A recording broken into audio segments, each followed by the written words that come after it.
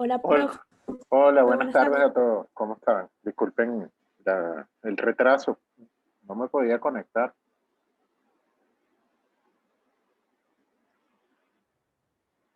Un inconveniente allí.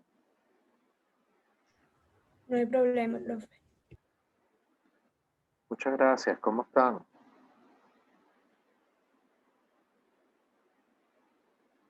¿Tienen hoy examen de sus sesiones? Escuché.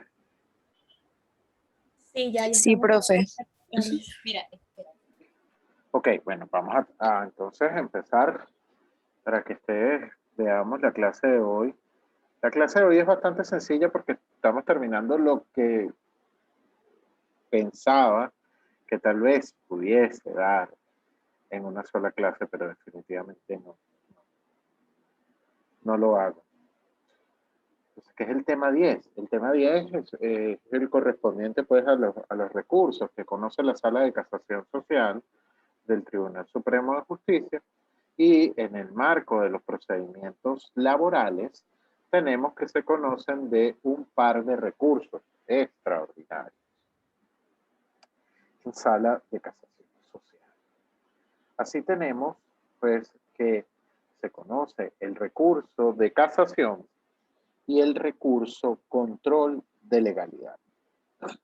El tema nos pide aspectos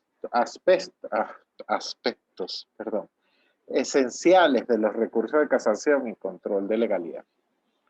Ok, el recurso de casación, yo sé que ustedes han visto el recurso de casación civil y este recurso de casación laboral, si bien conserva algunas similitudes, en nuestro caso es muy especial.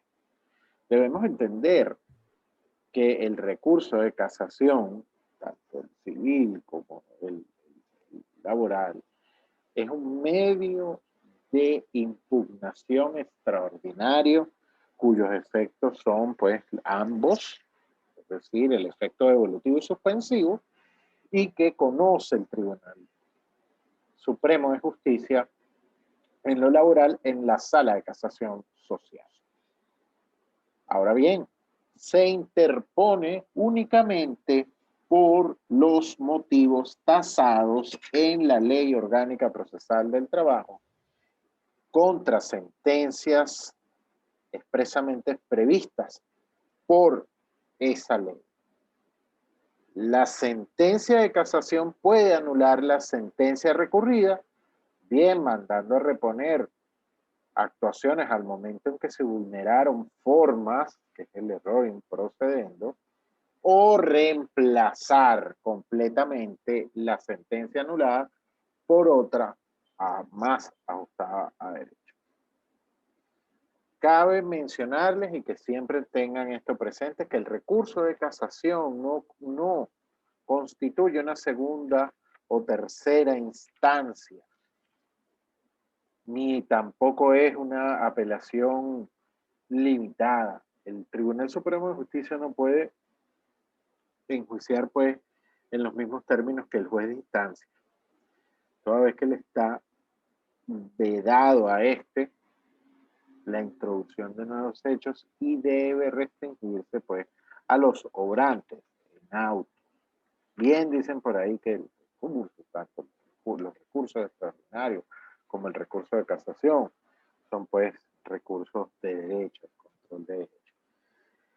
El recurso de casación en sí pues que conserva dos características, que es el público, que es el ius constitutionis, y el privado, que es el ius litigatoris.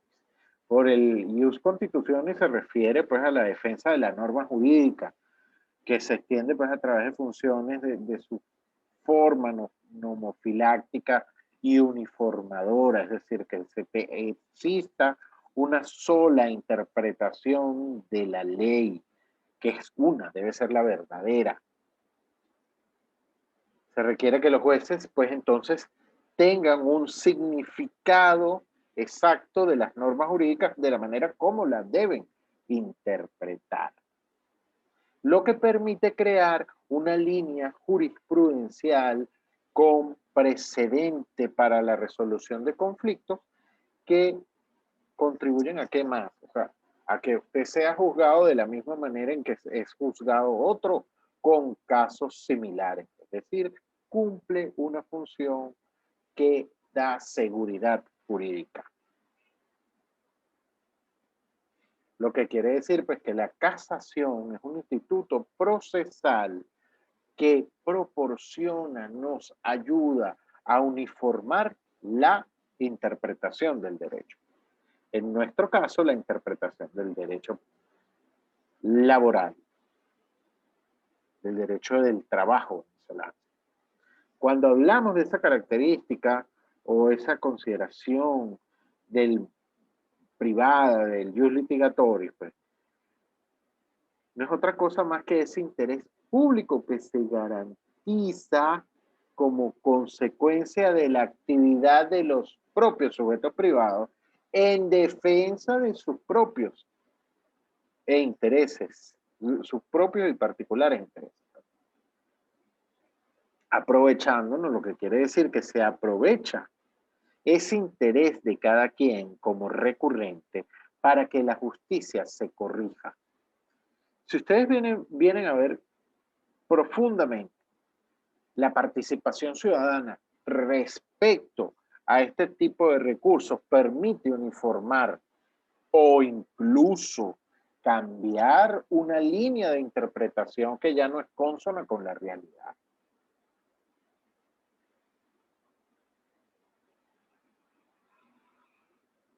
Por esa razón, se dice que el recurso de casación es fruto de una justa posición histórica, que lo que viene a buscar es la protección de la norma jurídica y la protección del derecho de los litigantes. No es más, pues, que la tutela judicial de los derechos e intereses legítimos de las partes en conflicto. Ahora bien, abran su ley orgánica procesal del trabajo si la tienen a mano, si no acá vamos a ver un poco en la lámina y veamos el artículo 167 que nos dispone las sentencias recurribles. Y estos son los aspectos generales que nosotros debemos manejar en pregrado respecto al recurso de casación. ¿Cuáles son las sentencias recurribles? Las sentencias recurribles son las que dispone el artículo 167 de la Ley Orgánica Procesal del Trabajo, cuando nos dice que son aquellas sentencias emanadas de segunda instancia que pongan fin al proceso y cuyo interés principal, exceda de 3.000 unidades tributarias. Ahorita con lo barato que está la unidad tributaria, por así decirlo, cualquier caso entra es recurrible en casación. Contra aquellos laudos arbitrales cuando el interés principal de la controversia exceda de 3.000 unidades tributarias, y ahí respondemos una pregunta que tanto hablamos cuando vimos el arbitraje por allá en la unidad número 2, si mal no me recuerdo,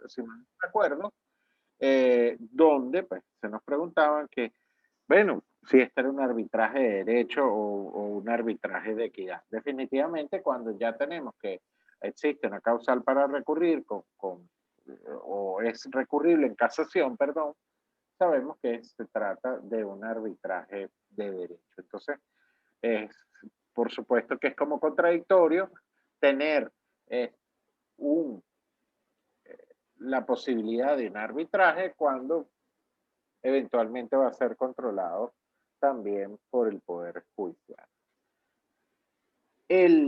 Al proponerse el recurso contra la sentencia que puso fin al proceso, quedan comprendidas en él las interlocutorias que hubiesen producido un gravamen no reparado en ella. Es decir, se conoce de todo, incluso tiene el Tribunal Supremo de Justicia potestad pues, de conocer respecto de aquellos errores en el proceso o aquellas sentencias interlocutorias que pudiesen que no hubiesen producido, que habiendo producido un gravamen, no fue corregido en la sentencia definitiva, en la sentencia que usted recurre. ¿Cuáles son los motivos para recurrir? Pues lo vemos en el artículo 168 y nos habla que cuando el proceso se hayan quebrantado u omitido formas sustanciales de los actos que menoscaben el derecho de la defensa, cuando se hubiera incurrido en un error de interpretación acerca del contenido y alcance de una disposición de la ley, o cuando ésta es aplicada falsamente, es decir, cuando la ley o la norma jurídica es aplicada falsamente, cuando se aplique una norma que no está vigente o se le niegue la aplicación y vigencia a una norma que lo está, o cuando se haya violado, fíjense esto qué bonito acá en lo laboral, cuando se haya violado una máxima de experiencia. Y que en todo caso, para las máximas de experiencias, la infracción tiene que haber sido determinante en el dispositivo de la sentencia. El motivo clásico pues, por falta, contradicción, error, falsedad, manifiesta ilogicidad de la motivación. ¿Recuerdan cuando yo dije que la motivación es una garantía constitucional y así lo es? Puede haber ausencia de motivación, pero siempre, aunque hay, así sea, siempre hay una motivación por muy exigua que sea y usted puede alegar que es manifiestamente ilógica o exigua. La casación venezolana logró modificar el sistema tradicional, modelo español, apartándose del francés, al cambiar 3 paradigmas. Así pues, que la casación únicamente controla el derecho y no resuelve la causa. Lo que cabe añadir que la Sala de Casación Social del Tribunal Supremo de Justicia debe decidir, a diferencia de la Sala de Casación Civil, el fondo del asunto. Debe decidir debe decidir el mérito, el fondo del asunto, el conflicto, conforme lo dispone el encabezado del artículo 175. Y hay una excepción cuando no decide el fondo, y es porque se debe reanudar un acto. Es decir, ahí existe una, pues, reposición. Claro, lo que no haya reenvío. Que la casación no examina los hechos. Si se casa o se anula una sentencia recurrida por los motivos que están en el artículo 168, en los ordinales 2, segundo y tercero, la Sala de Casación Social del Tribunal Supremo de Justicia desciende hasta los hechos y procede a apreciarlos como si fuese un tribunal de instancia. Por ello es que se remite las reproducciones audiovisuales de primera y segunda instancia, a que se refieren esos artículos 162 y 166. Y como se lo acabo de decir en esa pregunta que está por allí, no existe el reenvío, porque decide fondo. Ya contra la sentencia de casación, a lo sumo, lo que usted podrá ejercer es el recurso pues, de interpretación constitucional, que lo conozca la Sala Constitucional. Que la casación sea más práctica y accesible para los justiciables, pues en conexión con el principio de sencillez y simplicidad de las formas procesales previstos en los artículos constitucionales del 26 y 257, no tiene la rigidez de esa técnica y se simplifican los motivos de casación en 3 ordinales previstos en el artículo 168, que permite un análisis bifronte de los errores judiciales a saber, es decir, aquellos errores improcedendo y aquellos errores injudicados, es decir, aquellos errores en el proceso, procesales, que menoscaban el derecho de la defensa de las partes y aquellos en donde existe un error de juzgamiento. Toda sentencia, el acto de sentenciar como tal no es infalible y se encuentra sometido al error humano. Y eso, ¿qué es lo que quiere decir? Como se lo coloco acá en la lámina, para la sentencia, lo que es la tramitación en el proceso o en la sentencia misma, que ya vendría siendo el error en juzgamiento, que vendría siendo, pues, el error en la aplicación o interpretación de una norma jurídica. Y para entender lo que es en la tramitación del proceso, vemos acá, que es el incumplimiento de los requisitos procesales como vicios aquellos de la sentencia. Los errores improcedentes, también hay llamados errores improcedentes, errores de actividad por defecto de actividad, errores formales o quebrantamiento u omisión de formas, que son aquellos que permiten casar la sentencia por defecto, vicios, hierros en la defectos, vicios o hierros en la tramitación del proceso. Subversión del proceso, que generan indefensión a las partes, que se incumple un requisito legal. Es decir, hay un defecto, como bien lo señala ahí la lámina, un defecto de actividad. Digamos, cuando nosotros veamos ya las pruebas, cuando se hace una experticia, que una experticia grafotécnica, una experticia contable en el marco del juicio, se hace una experticia grafológica, se hace una experticia informática, se hace una experticia a los fines de saber la data de unos correos o su procedencia e integridad. El experto que realiza esa experticia tiene que ir a declarar en el juicio, no solo presentar el informe y ya está, y ahí lo tiro y me fui. No, tiene que ir al juicio y declarar. Si no declara, entonces se produce un defecto de actividad que si pasa por primera instancia, pasa por el superior y sube a la sala de casación social, usted dice, mire, el defecto de actividad, el artículo 154, si no me acuerdo, porque debió declarar. ¿Qué es lo que va a hacer la sala? Reanudar el acto. Con lugar al recurso de casación, se repone la causa, el Estado del Tribunal de Primera Instancia declare el Estado. Para que tengamos un símil, lo vemos ahí, lo que están previstos en el artículo 313, numeral primero del Código de Procedimiento Civil, que son los quebrantamientos o omisiones de forma que conduzcan a indefensión. Lo que están previstos en la omisión de los requisitos previstos en el artículo 243 y aquellos previstos en la Comisión de los Juicios previstos en el artículo 244 del Código de Procedimiento Civil. Los errores injudicando puede que son los errores de interpretación de una disposición legal, la falsa aplicación de una norma jurídica y la violación de una máxima de experiencia de acuerdo con nuestra ley. Y tenemos entonces pues esas nuevas tendencias acerca de este análisis o división bifronte de los errores judiciales que han sido objeto de muchísimas críticas, ya que se le achaca que no tiene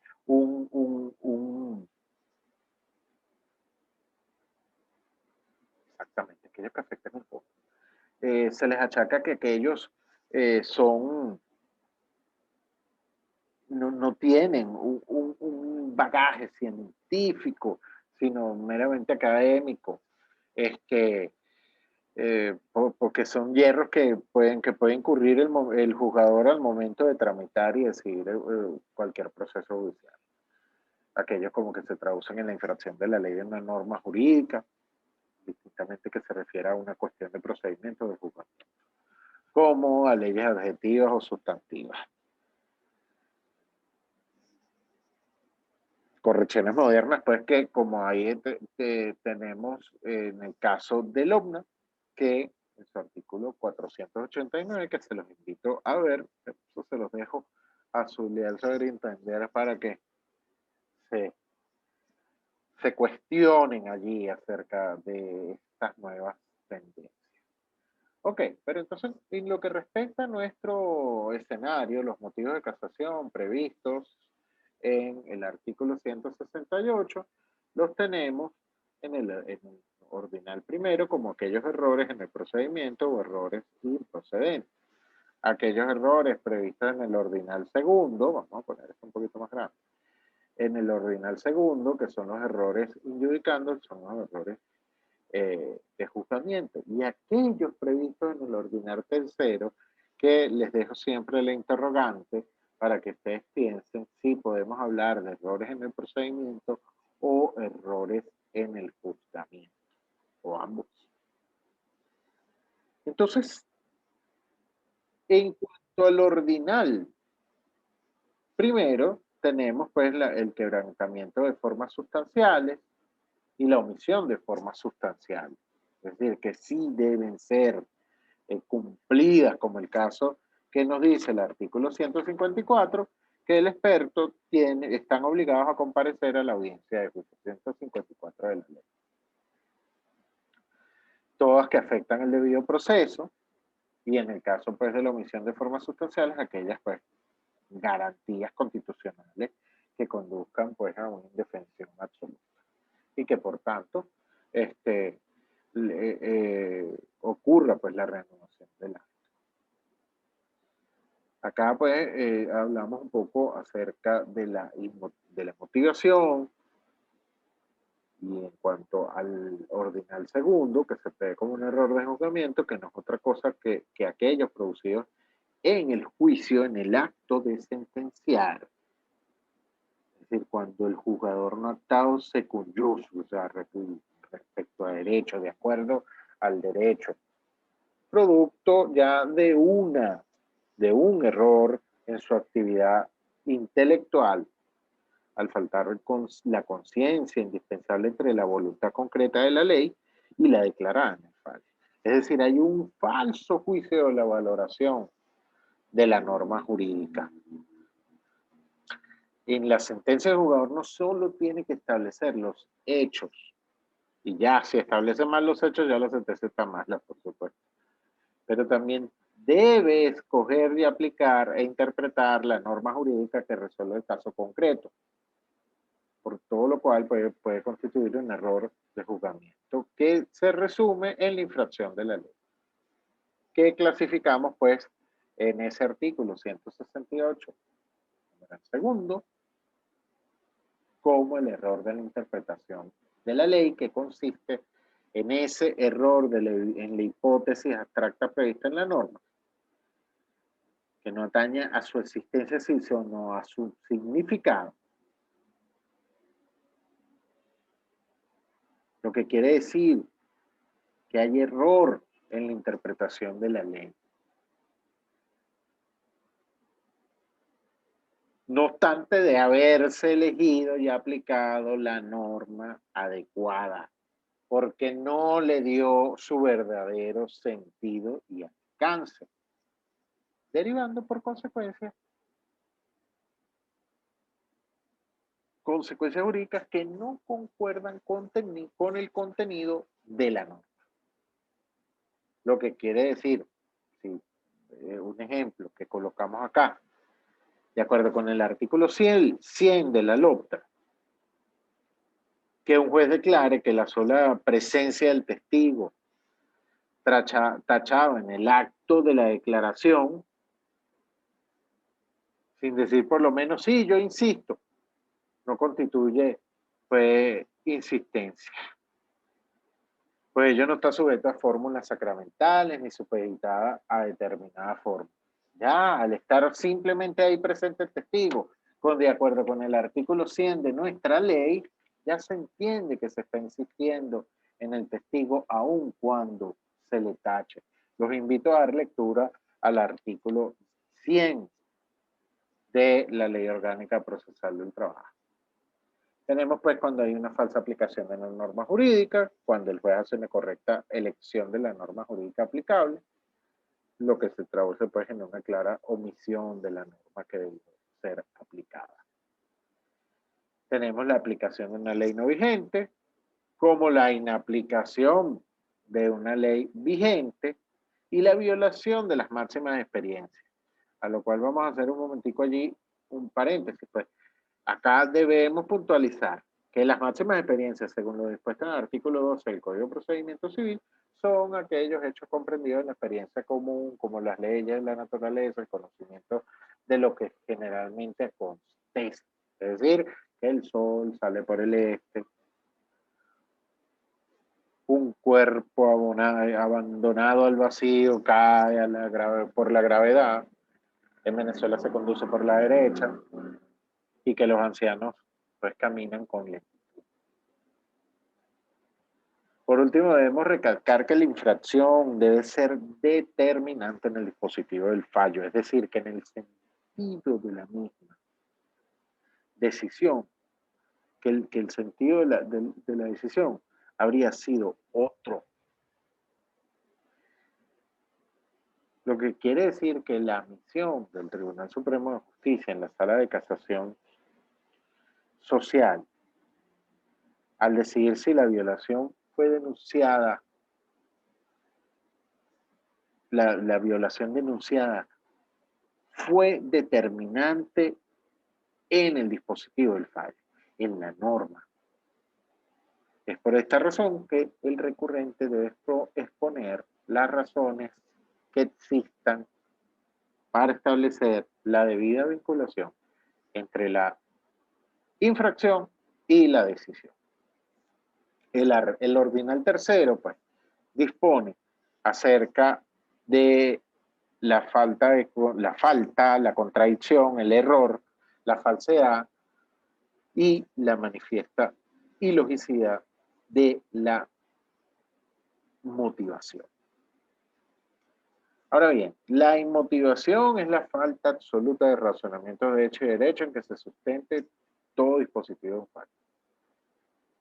Les he dicho hasta el hastío que constituye un derecho constitucional como manifestación de la tutela judicial efectiva que viene a garantizar el derecho a la defensa de las partes, ya que a través de una decisión motivada se puede controlar la legalidad de una sentencia, lo que hace pues, evitar la arbitrariedad de los fallos judiciales. Pero en nuestro ordenamiento jurídico constituye un defecto de actividad que produce la nulidad de la sentencia con un consiguiente efecto repositorio y reenvío, que la Sala de Casación Social del Tribunal Supremo de Justicia ha venido tratando como si fuese una infracción de ley. Y para eso, pues, inmediatamente proceden a dictar el fondo prescindiendo del reenvío. A tal efecto, les invito a que demos lectura concienzuda a la sentencia 782 de la Sala de Casación Social del 4 de mayo. Ahora bien, ¿cómo es el procedimiento? Y esto sí es un poquito más materia de ya que pudiese venir, ya esto es para segundo parcial, sabemos, ¿no? Y el procedimiento ante el Tribunal Superior. El recurso de casación se debe anunciar en forma escrita ante el Tribunal Superior del Trabajo que dictó la sentencia, de la cual se recurre dentro de los 5 días hábiles siguientes, contados a partir del término que se da para la publicación para la sentencia. El Tribunal Superior debe remitirlo, lo admitirá o lo rechazará al día siguiente del vencimiento del lapso que se da para el anuncio. Es decir, el Tribunal Superior admite o niega el recurso de casación.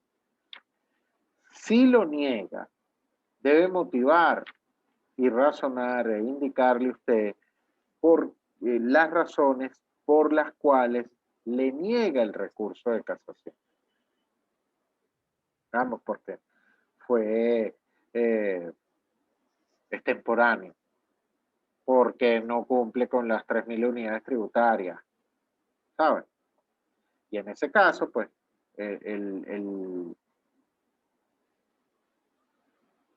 la parte, pues, podrá recurrir de hecho de ser posible.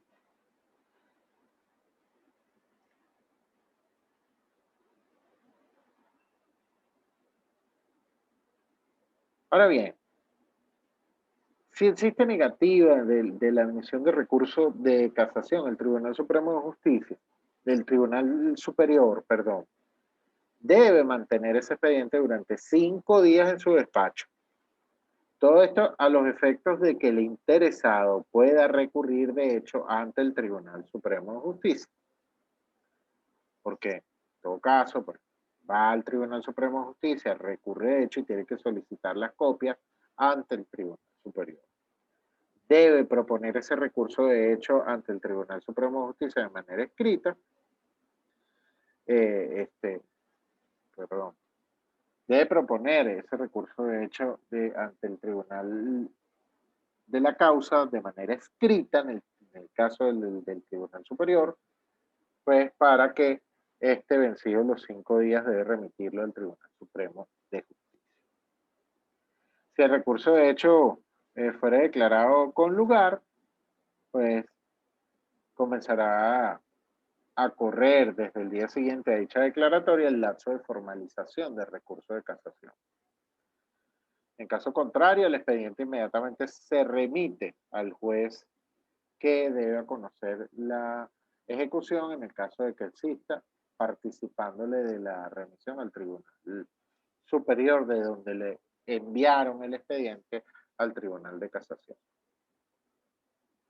Si esa casación es interpuesta de manera maliciosa, el recurso de hecho, pues la sala tiene la potestad de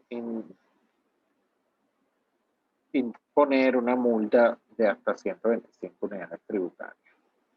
Debe motivar ello y si el recurrente no paga esa multa dentro de los 3 días hábiles, sufrirá un arresto domiciliario en su jefatura civil, es decir, en la de su municipio, de 15 días.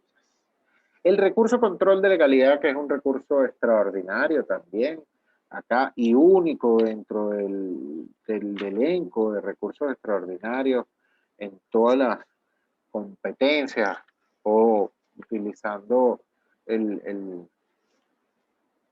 la jurisdicción laboral, por así decirlo, en su acepción amplia, está prevista en el artículo 178 de la Ley Orgánica Procesal del Trabajo. Es un medio de impugnación extraordinario que se ejerce contra las sentencias de última instancia, es decir, ante el superior, para obtener la anulación de la sentencia, siempre y cuando estas no fueren recurribles en casación por carecer de la cuantía legal. Ahora bien, y que siempre violenten, amenacen o amenacen con violentar normas de orden público. Aunque dicho medio de impugnación requiere para su interposición la existencia de 2 motivos determinados y concretos, previstos en la Ley Orgánica Procesal del Trabajo, que no son concurrentes para su procedencia. Es decir, que la sentencia recurrida violente normas de orden público, por ejemplo, el caso del error en la notificación, una omisión grosera de lapsos procesales, y 2, cuando contraríen la reiterada doctrina jurisprudencial. Este segundo supuesto quedó fuera de aplicación por cuanto la Sala Constitucional lo desaplicó, es decir, desaplicó la norma contenida en el artículo 177 de la Ley Orgánica Procesal del Trabajo. Este novísimo recurso, ya no es nuevo, debería quitar eso allí de novísimo, del control de la legalidad nació con la entrada en vigencia de la ley, una vez que fue promulgada el 13 de agosto de 2002, y tiene una naturaleza facultativa, es decir, que depende de las partes, de ejercerlo. Con el recurso control de legalidad se sanciona la contumacia del juez de instancia frente a la ley y que le crea un imperativo concreto e inexcusable, específicamente en materia de orden público y sobre lo cual la doctrina más autorizada señala que este recurso tiene como fin evitar que en las causas donde no es admisible el recurso de casación se puedan cometer errores, se puedan causar daños irreparables a las partes y que se incurra en violación de orden público, derechos legales y constitucionales. Sus características: extraordinario, rige el principio de celeridad procesal,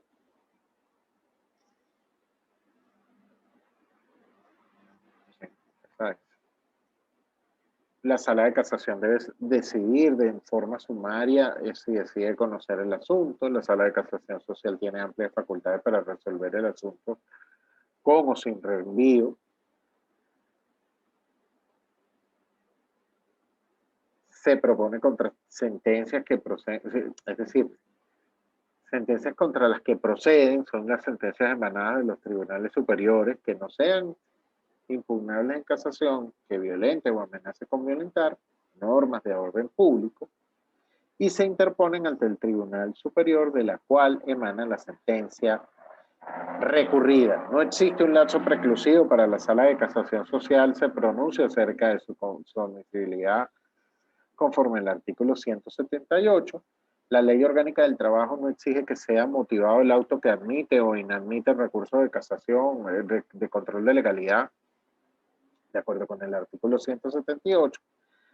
Esa desaplicación del artículo 177 de la Ley Orgánica Procesal del Trabajo, que disponía que las sentencias de la Sala de Casación eran vinculantes, no significa, jóvenes, en modo alguno, la eliminación del recurso control de legalidad como medio extraordinario de impugnación, ya que persiste esa protección de la ley en su contenido de orden público.